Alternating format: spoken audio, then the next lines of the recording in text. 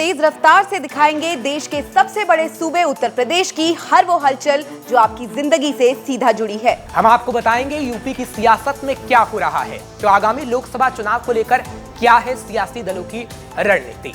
तो चलिए तेज रफ्तार से शुरू करते हैं यूपी राउंडअप। पीएम मोदी ने काशी में सर्ववेद महामंदिर का लोकार्पण कर दिया है। इस दौरान पीएम मोदी ने कहा कि सरकार, समाज और संतगण सब साथ मिलकर काशी के कायाकल्प के लिए काम कर रहे हैं। आज सर्ववेद मंदिर का बनकर तैयार होना इसी ईश्वरीय प्रेरणा का उदाहरण है। साथ ही पीएम मोदी ने बरकी में विशाल जनसभा को संबोधित कर सरकार की जनहितकारी नीतियों की जानकारी दी और विपक्षी दलों को निशाने पर लिया है। पीएम मोदी ने काशी को करीब 19,000 करोड़ की विकास परियोजनाओं की सौगात दी है। काशी दौरे के पहले दिन 17 दिसंबर को पीएम मोदी ने नमो घाट पर आयोजित काशी तमिल संगमम का शुभारंभ किया है। इस दौरान काशी दक्षिण और उत्तर भारत के सांस्कृतिक जुड़ाव के दिव्य संयोग की गवाह बनी। पीएम मोदी ने कार्यक्रम में कहा कि तमिलनाडु से काशी आने का मतलब है महादेव के एक घर से उनके दूसरे घर आना। काशी और तमिल के बीच संबंध भावनात्मक होने के साथ साथ रचनात्मक भी होते हैं।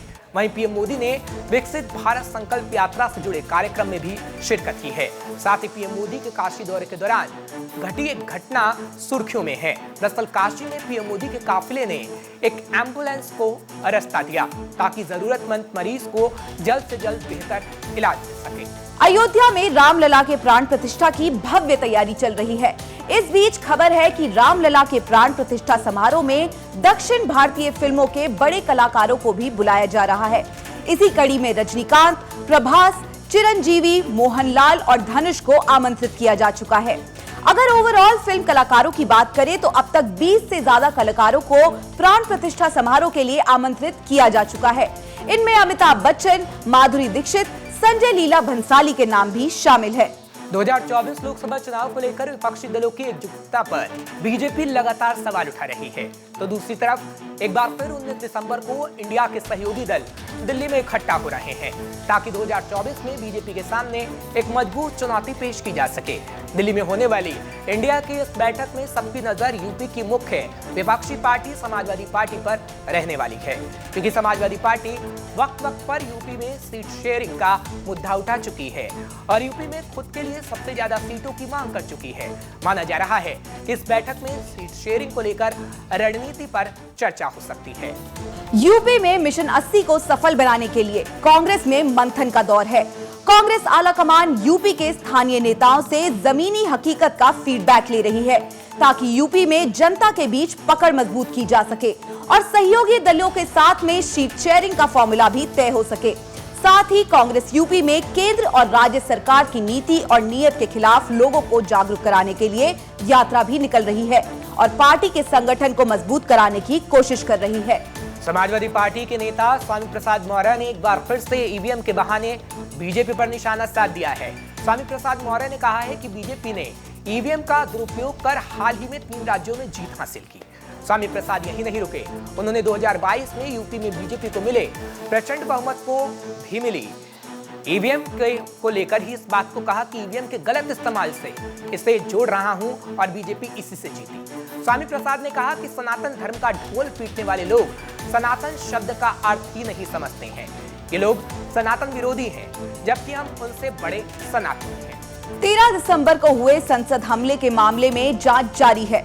इसी बीच दिल्ली पुलिस और आरोपी सागर शर्मा के लखनऊ स्थित घर पहुंची है। दिल्ली पुलिस ने वीडियो कॉन्फ्रेंसिंग के जरिए सागर की उसके परिजनों से बात भी कराई है और सागर के परिजनों से पूछताछ की है। इस दौरान सागर ने अपनी मां से कहा है कि मां, मैंने जो भी किया वो सही किया है, मैंने किसी के कहने पर कुछ नहीं किया है, जांच के बाद जल्द ही छूट जाऊंगा। इससे पहले जांच के दौरान पुलिस को सागर के घर में एक सीक्रेट डायरी भी मिली थी, तो वहीं इस पूरे मामले की साजिश के मास्टरमाइंड ललित से सागर का कनेक्शन पहले ही सामने आ चुका है। अतीक अहमद के करीबी और फाइनेंसर नफीस बिरयानी की मौत हो गई है। दरअसल नफीस बिरयानी प्रयागराज की नैनी सेंट्रल जेल में बंद था। 17 दिसंबर को नफीस की तबीयत अचानक बिगड़ गई थी, जिसके बाद उसे अस्पताल में भर्ती कराया गया था, जहां उसकी मौत हो गई। नफीस की मौत की वजह हार्ट अटैक बताई जा रही है। जांच में सामने आया था कि नफीस ही अतीक अहमद के लिए फाइनेंसर का काम करता था और 22 नवंबर को पुलिस ने मुठभेड़ के बाद नफीस को गिरफ्तार किया था। पाकिस्तान से अवैध तरीके से भारत आई सीमा हैदर की नागरिकता पर सस्पेंस अभी भी बरकरार है। इसी बीच सीमा हैदर के एडवोकेट एपी सिंह ने इस मामले पर प्रतिक्रिया देकर सच्चाई बताई है। एपी सिंह ने कहा है कि सीमा हैदर को भारतीय नागरिकता देने के लिए पाकिस्तान में उसके कुछ दस्तावेजों की जांच होनी है, जिसमें उसका पहला पति गुलाम हैदर रोड़े अटका रहा है। गुलाम हैदर पाकिस्तान में अपनी शादीशुदा जिंदगी को बचाने के लिए राजनीतिक प्रभाव का इस्तेमाल कर रहा है। एपी सिंह ने जानकारी दी है कि सीमा को जल्द ही भारतीय नागरिकता मिल सके, इसके लिए अब वो इंटरनेशनल कोर्ट ऑफ जस्टिस में भी अपील दायर करेंगे। बरेली में रेलवे की कार्यशैली पर सवाल उठ रहे हैं। दरअसल बरेली रेलवे स्टेशन से जुड़ा एक वीडियो सोशल मीडिया पर वायरल हो रहा है। वीडियो में दिख रहा है कि एक महिला के साथ प्लेटफॉर्म पर मौजूदा 3 महिला टीटी की अभद्रता कर रही हैं और महिला को पीट भी रही हैं और कॉलर पकड़कर ले जा रही हैं। वीडियो वायरल होने के बाद रेलवे अधिकारी ने घटना का संज्ञान लिया है और मामले की जांच शुरू कर दी गई है। पीलीभीत में रात के अंधेरे में सड़क किनारे एक बाघ देखा गया। इस दौरान किसी शख्स ने इस पूरी घटना को अपने कैमरे में कैद कर लिया और अब ये वीडियो सोशल मीडिया पर वायरल हो रहा है। वीडियो में बाघ सड़क क्रॉस करते हुए नजर आ रहा है। लोग वन विभाग से बाघ को रेस्क्यू करने की अपील कर रहे हैं। आपको बता दें कि पीलीभीत में टाइगर रिजर्व है। ऐसे में अक्सर आम लोग जंगली जानवरों की घुसपैठ की शिकायत वन विभाग से करते रहते हैं। गोंडा में एक नववधू का ससुराल आगमन सुर्खियों में बना हुआ है, पर हर ओर इसकी चर्चा हो रही है। दरअसल गोंडा के दीपक और कन्नौज की शिवा की शादी 15 दिसंबर को हुई थी। ऐसे में अब शिवा हेलीकॉप्टर से ससुराल पहुंची तो मौके पर हजारों लोगों की भीड़ जुट गई। लोग हेलीकॉप्टर से ससुराल पहुंचने को देखने के लिए उमड़ गए। दुल्हन को देखने के लिए उत्साहित नजर आए। शिवा पेशे से मैकेनिकल इंजीनियर है, तो वहीं दीपक एक प्राइवेट कंपनी के मालिक हैं। वृंदावन में बेटी के जन्म पर परिजनों ने शाही अंदाज में जश्न मनाया है और समाज को लड़का लड़की एक समान होने का संदेश दिया है। बेटी के जन्म पर मनाए गए इस जश्न की हर ओर चर्चा हो रही है। ढोल नगाड़ों के साथ साथ पुष्प वर्षा कर विंटेज कार के जरिए बेटी का घर में भव्य स्वागत किया गया है। इस मौके पर नवजात के पिता ने कहा कि आज के दौर में बेटी बेटों से बढ़कर है। टीम इंडिया ने 3 मैचों की ओडीआई सीरीज का जीत के साथ आगाज किया है। टीम इंडिया ने जोहान्सबर्ग में खेले गए सीरीज के पहले मुकाबले में 8 विकेट से साउथ अफ्रीका को करारी शिकस्त दी है।